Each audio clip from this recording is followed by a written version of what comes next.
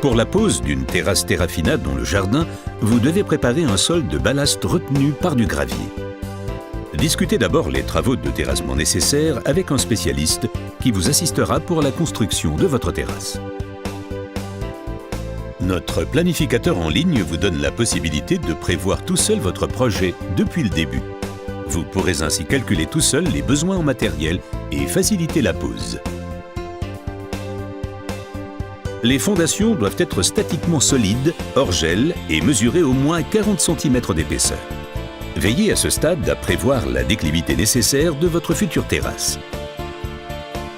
2% de déclivité est impératif pour la pose de nos lames Elegance. Une déclivité d'1% est suffisante pour les lames massives pont de bateau et massives XL Fine. La lame massive lisse peut être posée même sans déclivité.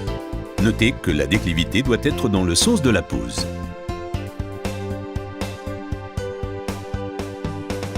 Pour un montage simple et solide dans le jardin, nous vous conseillons d'utiliser des bordures plates en béton et des plaques de béton. Disposez l'assise sur la surface de sorte que l'écart moyen soit de 60 cm maximum. Ici aussi, établir un croquis simplifie l'agencement des plaques et l'estimation des coûts. Pour la suite du montage, vous aurez impérativement besoin d'une scie à onglet, d'un niveau à bulles, ainsi que d'un mètre pliant ou à ruban. Il vous faut également prévoir une scie circulaire à main et une scie sauteuse pour la découpe des bords ronds et pour faciliter votre travail.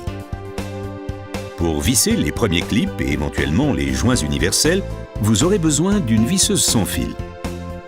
Pour l'étape suivante, positionnez l'ossature porteuse transversalement aux bordures. Notez que les lames Elegance peuvent dépasser de 2 cm, les autres de 5 cm sur l'ossature porteuse. Et placez ensuite les profilés intérieurs pour les lames massives dans le sens des lames avec un écart maximum de 55 cm. Pour les lames Elegance, l'écart est de 50 cm.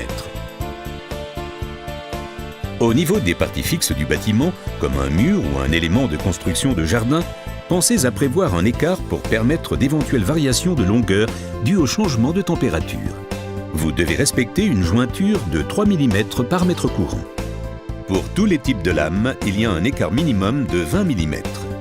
Les lames Elegance nécessitent un écart supplémentaire de 15 mm de chaque côté. Pour assurer une aération suffisante, les interstices ne doivent pas être comblés. Évitez également toute irrégularité qui pourrait favoriser l'accumulation d'humidité. En principe, seuls les profilés extérieurs de l'ossature porteuse de chaque surface de référence doivent être fixés. Vissez l'ossature porteuse avec notre kit de vissage dans la plaque de béton.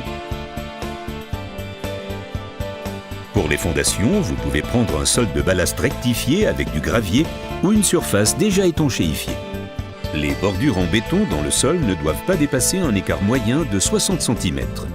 Les ossatures porteuses pour les lames massives ne doivent pas être espacées de plus de 55 cm et celles des lames Elegance de plus de 50 cm.